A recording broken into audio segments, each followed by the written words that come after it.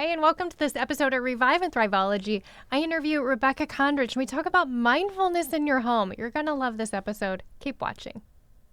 Welcome to Revive and Thriveology. I help women transform their lives by harmonizing their living space through holistic home practices. I'm your host, Lisa Morton.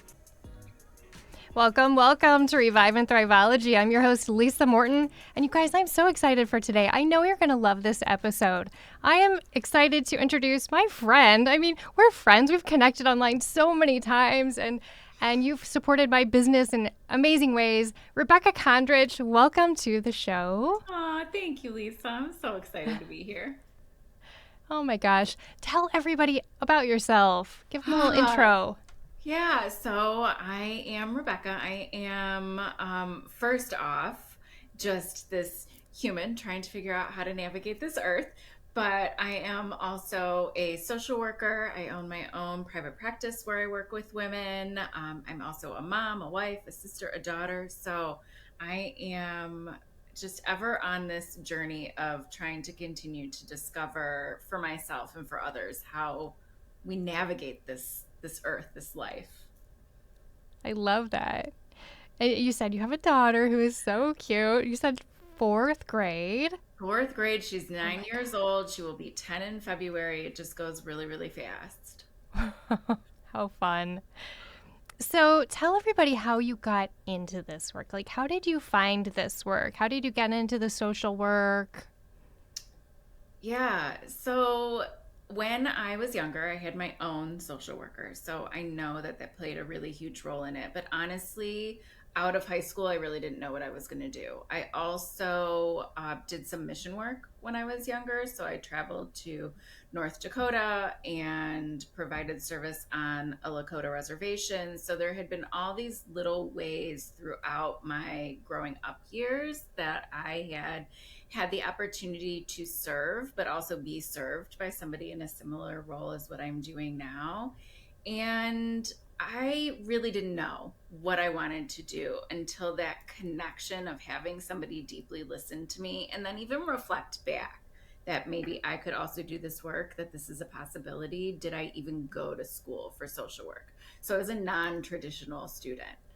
When I finally decided to go, I worked with children and families and I dabbled in medical social work.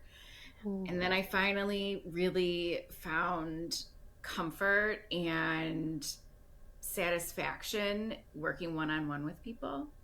I got a taste of that in medical. And so I really didn't think private practice was something I would do till I was older. I always had this vision of private practice therapists is like somebody older, right? More like a mom age or a grandma Yeah. age. And so when somebody said there's no reason that you can't also do this, I just left. I wanted more freedom in my job, having a child. And so I just took a chance. And it's been the most challenging next to motherhood and most rewarding thing I have done. I love that. And you focus a lot with women. You do most of your work with women, right? And you've even Yes. morphed even more like to the feminine. Yes. I have always just really been drawn to women's stories. I can reflect back now, just even as a child growing up, sitting with my grandmother and listening to her tell story. I was the listener in school when I was growing up, where people came and told problems. I had strangers out places find me and just, here's my life story. So it really felt something that I was called to do, and honoring these stories and witnessing women when I even myself, right? I had my own therapist growing up, know the power of somebody just even hearing you. So to be Mm. able to offer that back, it truly is a gift both ways. Wow. Yeah. I love that. So you've been working a lot lately, doing kind of morphing and doing some different things, some different education, workshop type things. Share a little bit about that because I know they're gonna love you. They're gonna want to. And I'm okay. So little info here. I'm going to put all her info in the show notes so you can go find Rebecca. You can go connect with her. If you want to work with her, you can go there too. But like just learn all about her. So all that will be in the show notes. But tell us what you're working on now. So I'm still seeing women in my private practice, so for mental health, but I also recognize that we hit this point where maybe mental health isn't exactly what you need, but we still really need support, especially mothers. COVID was a huge transition, and the biggest thing that I have seen for moms is that they feel more isolated and disconnected. We were forced Wow. to. And while Yeah. some people will say that was really beautiful time with my family, we weren't busy, we didn't have obligations, it also means that they really lost their social support. So again, raising a family, being home with children, working or staying home full time, both come with their challenges. And Mm-hmm. if there's one thing I've also learned as a mother, you learn a lot about yourself while you're parenting. So you get pushed up against your own edges. And so it can be really Ooh. difficult to navigate your own mental health, emotions, while trying to also navigate those of your children.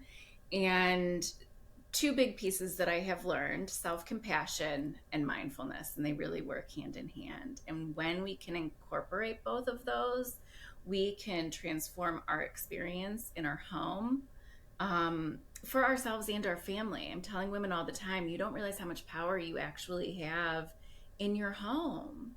And so when we can step into that and realize that we get to direct, it doesn't have to feel that overwhelming. I love that. Oh my gosh. So let's talk about mindfulness. Tell us all about, if somebody's totally new to this concept, I mean, it's thrown around all the time, but give me your version, your take on mindfulness. So mindfulness is being present in the moment, not trying to change the moment, but allowing it to be exactly as it is. I think sometimes when we talk about meditation or mindfulness or any of these practices, we have this assumption that it should feel good, and that if it doesn't feel good, I'm doing something wrong. No, mindfulness is being with the moment exactly how it is, even if it's uncomfortable. So, even if your child is having a really hard day and you're feeling challenged, it's being Hmm. in that moment as it is, observing how you are feeling, and then allowing it to be. Small Hmm. known, unknown tidbit: an emotion lasts at max 90 seconds in the body. Okay. So most of the time, we feel like it's lasting so much longer, and our reactions are actually what perpetuate it to be experienced so much longer. So when we can pause, which is what mindfulness also offers, then we can choose how we respond. And I that just love gives that. so much personal power, empowerment, right? As we're Hmm. moving through our home and our busy lives. Oh my gosh. Say that one part again. In 90 seconds? 90 seconds. An emotion, because an emotion is a chemical response inside the body, Hmm. that response lasts at most 90 seconds. That's really interesting. I've been working a lot with clutter clearing. And I have a clutter clearing course on my website. And, we talk about all these ways to reduce the stress involved. And that's amazing. I need Mhm. to start sharing about that. I need to then connect them with you. Right? Well, I say find a therapist, find someone in your city or someone you can connect with online to help you. It's hard. It's a lot. And But that it's the 90 seconds is emotions. just Hmm. it's just kind of like, once you know that, like, it's like going to a doctor's appointment you don't really want to go to. And I'm like, okay, in an hour, I'll be out in my car, headed to go get a coffee. Life will go on, right? So if you Yep. know that's that hour, if you know it's 90 seconds of that emotion, that's really Right. powerful. Right. We're not stuck. That's often what I hear. I feel stuck. I can't move. It's not changing. And there's so much more to that, right? So much more about our thoughts and our behaviors that we follow once we have that emotion. But when we Hmm. realize that a simple pause, 5 seconds pausing, can shift how we move forward, I have seen women be able to change how they respond. I have seen them have more satisfying relationships with their partner and with their children. I have seen them be able to accomplish things at home that they want to. And then realizing that your emotions aren't everything. And so Mm-hmm. mindfulness really gives us that space, right? I often think about yoga too, right? Like that's all about creating space. So it Mm-hmm. gives us the internal space. That's so good. Oh my gosh. Well, let's talk a little bit more about the home, the space, as you're in your space. How would you suggest someone try to find that mindful moment? Any tips or, take some breaths, sit down, maybe like feet on the ground? What do you got? Yeah, definitely feet on the ground. But the one that I use the most is even if we have a dishwasher, so many people do some dishes, right? At some point in a family home, somebody is washing something in the sink. And so we may have kids milling about, dogs barking, the radio on, the TV on. There's all this other external stimulus happening. And so what I advise is let's just be with the thing that we are doing. That's also what mindfulness says. We're not meant to multitask, one thing at a time. So, what are you doing? You're washing dishes. So, let's slow it down. Feel your feet on the floor. What's the temperature of the water? What's the fragrance of the soap? What does it feel like in your hands? If you were new to the planet and you had this sink full of, you don't even know what it is, what would you describe it as? What would you do with it? And so we want to really acutely, specifically focus in on the one thing that we're doing. It slows the nervous system, it will slow the heart rate. There is nothing else to do right now but the Wow. dishes. That's good. That's really good. Do you have another kind of a comparison or analogy like that? Yeah, another fun one I Dishes do is with, fun, but I mean, let's keep yeah, diving in. yeah. This is really interesting. So another fun one that I do with women is lots of women have like a pretty set like face routine, right? They've got all their Mm-hmm. serums and their lotions and their washing. Okay. So I'll take the evening routine and I Okay. go slow it down. When's the last time you even paid attention to what you're doing, what you're using, what it feels like? Even just like the power of human touch is so powerful, even Mm-hmm. your own touch. And so it's like, are you rushing through it? Do you even think about what you're doing anymore? How are you moving through this? So let's slow it down. Be mindful about what you're doing, the order you're doing things in. Again, lots of women, right? You've got like your coveted sacred little things that you use. Feel them, smell them. You chose them for a reason. Let's experience it instead of rushing through it. And if you think about the energy of that, not just doing it, but also the energy you're putting into that process is really Mm-hmm. beautiful. Of like dabbing, you're, doing your Yeah, things. right? That's so nice.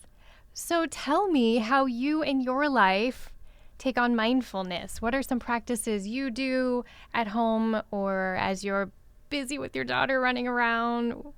Yeah. Tell me So your approach. my bed, getting my bed Mm-hmm. ready is really huge for me. And Okay. so taking the time, I'm not perfect about it every day, but taking the time to really set that space for myself. I It love that. is a great way for me to be able to come back in the evening and just have the comfort, right? I'm into, all the luxurious fabrics and blankets and pillows. So it's a full sensory experience, so I love I that. need to have that. Another piece for me is I do a lot of gardening, so I'm just not going to think about the weather shifting, but being out with the flowers. I was Sure. actually pulling seeds to gather some seeds from some things that I did this year, Okay. and the bees are just buzzing around and the wind is blowing a little bit, and I'm just noticing the feel of them, right? As I'm just gathering them and putting them in a container. And there's Mm-hmm. nothing else in the world that needs to happen right then but Mm-hmm. collecting the seeds. I even had a little bumblebee land on my shoulder. I don't know how long he was there. We were just harvesting together, right, in this space. And so, so grounding for me. Wow. So I want to go in a direction I wasn't planning to go, but I Yeah. love this conversation. Tell me about your daughter, or if you would suggest for little ones to find some mindfulness. Maybe it's something they do in their room, or I don't know. What do you Yeah. think? So one of the things, right, where that I actually express and teach is how can we do something with them together? Okay. Because again, especially once school starts, everything is rushed and busy and scheduled. And so kids need downtime and time to unwind just as much as adults. They just do it Okay. different. They do it in play. Okay. So getting into whatever they are interested in, right? My daughter is really huge into putting on little performances right now. And so I am the most active audience. My phone is down. I am full attention. We get the song that she wants, and I am just there in it with her. Children actually don't need very much guidance on being mindful. They're in the present naturally anyway. Mm-hmm. Okay. They need us to show them presence. Ooh, that's good. I was thinking as you were describing that, it's kind of like, I was thinking, well, that could be like sitting coloring in your coloring book. And I'm like, how funny is it we have adult coloring books? Right. I haven't pulled one out in a while, but like during COVID, oh my gosh, I was coloring every night because I'm not a TV watcher, but there wasn't a whole Yeah. lot to do. So I'm coloring every night and it was so peaceful and relaxing. Mm-hmm. We're That's just big awesome. children. Like, we don't change as much as we think that we do, right? Like, we're just in bigger bodies and have bigger responsibilities. But if we can learn from our children just by watching them, if they're Mhm. coloring, that's all they're doing. Maybe they're letting their imagination tell a story about it, but it's all they're doing. So for adults to get in there with them is going to be the greatest Mhm. gift to the relationship, to the child, and to the parent. Awesome.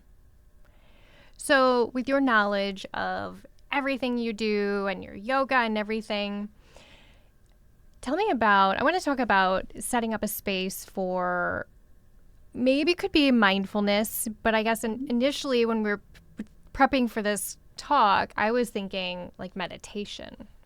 Mm-hmm. What items do you suggest for a meditation space? Or we'll call it a mindfulness space to just Yes. quiet, to calm. Yes. So, first and foremost, leave your phone out of the room. Ooh. I know that we want to listen to things or, have like, let's just try it. Let's leave it out of the room. It's distracting.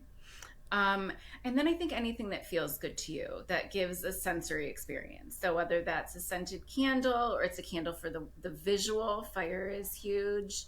And Mhm. even just to have something right, I think lots of us can be mesmerized by just watching a Yeah. flame. That's a form of meditation. I have crystals and rocks everywhere, right? Because I like something to hold. Sure. Um,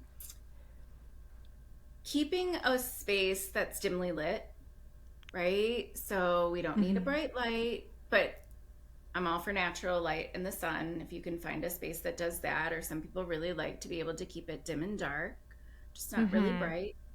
And then I would say any other kind of, comfortable pillow, lying down, seated. There are no rule. Legs up the wall. There are there's no one rule, right, of Yeah. how you need to be positioned, and that can change each time. But something that And I smells love good, that. feels good. Yeah. Yeah, I feel like so many people think I have to sit on a meditation cushion and do it just right and have my legs crossed No, and you don't have to do that. nope, not at all. Not at all. Just And I make think it feel good, right?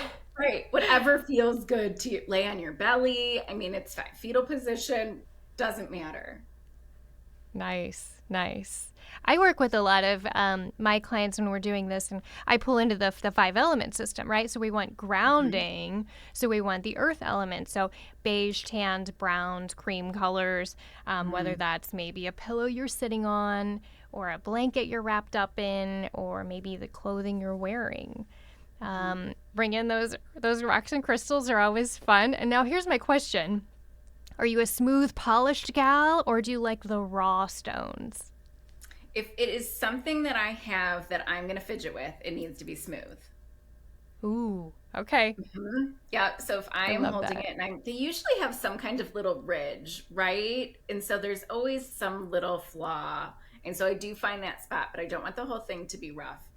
But to decorate or to have in the space, raw, rough Mm-hmm. rocks everywhere. Nice. Yeah. Nice. That's great. Oh, Rebecca, tell me what's next for you. What's going on? What are you going forward working on these days? So I'm looking to put together some groups. I'd really love to gather moms. Again, I feel like they are so isolated, and I hear so many just seeking community over and over Mm-hmm. again, and we don't know how to do it. And I've observed that even in my own experience. We don't know how to come together. It's not natural like it was in the past. So I would love to put together a group for mothers. I also really want to do Mm-hmm. something for therapists. For me Mm-hmm. personally, I would report still that I did not understand or recognize the impact of COVID until 2022 on myself, right? I Ooh. went right into presence mode, I went right into serving mode, and I was there for 2.5 years. And so I'm seeing that with other therapists too. We were Okay. going through it at the same time as everybody else, but we were showing up and serving. And so the felt Mm. experience was delayed, and it's coming out Mm-hmm. now. That's fascinating. Wow. So your groups for women and therapists, are you thinking about this as going to be in person in Cleveland where you are, or is this going to be a virtual thing? I'm open to either. I've kind of explored what would it look like to gather people online. I'm not opposed to that. I certainly have shifted all of my views about it in the last several Yeah. years. Right? And then I would like to gather moms in person because I also feel strongly that they need that connection outside of the group, right? That it would go Mm-hmm. beyond us physically meeting and that you actually begin to have this community. I love that. And even just like share a cup of tea together or a laugh or Mhm. something. Right. Oh It my does. That's what we gosh. need to a space to show Mm-hmm. up, share how we're doing, how we're feeling, and to know somebody else sees us. That's so nice. And like you said earlier, here's us, Yes. right? Yes. Oh my gosh. Well, the time has come. I'm going to ask my favorite question. I love asking everyone, what is your favorite place in your home? So I had to go back and forth between a couple, but it is definitely my bedroom. I have worked hard to make that space and restful and peaceful and comforting. I have chosen the art very carefully. It's very feminine, very maternal. I'm a Taurus, so we're all about the luxury goods, right? The sensory, earthy experience. So I spent time finding just the right quilts and blankets. I like to have weight on me. So creating that Okay. sanctuary for me, it really helps restore, which is what we I need, love that. what I need. Yeah. Oh my gosh. You'd mentioned a plethora of textures, right? How many throw pillows do you have on your bed? You know what? I don't have too many because my fatal flaw is the putting them on and off, right? But I have recently discovered my most favorite pillow. So when I am kind of in my zone, there's 4 pillows. I think that's Hmm. a great amount. Yeah, right? Oh my gosh. Rebecca, thank you so much for coming on, talking with us. Again, I'm going to have all of Rebecca's info in the show notes. You can go find her, follow her, and learn all about the amazing things she's doing because she's just been, in the few years we've known each other, like I've just so enjoyed watching you morph and shift and just grow as a human, as just an amazing woman, and I just totally respect the heck out of you and think you're great. Oh, thank you so much. Rebecca, thank you again. Everyone, thanks for jumping on, and I will see you all in our next episode next week. I'd like to thank our production company, Coraggio Media, the WELT 95.7 studios, and our sponsor, Good Chi. For more information, follow the link in the show notes. Be sure to hit like, hit the subscribe button, and leave us a 5-star review. If you want to connect, find us on Facebook, and be sure to let me know what topics you'd like to hear about. Thank you so much for listening. See you next time.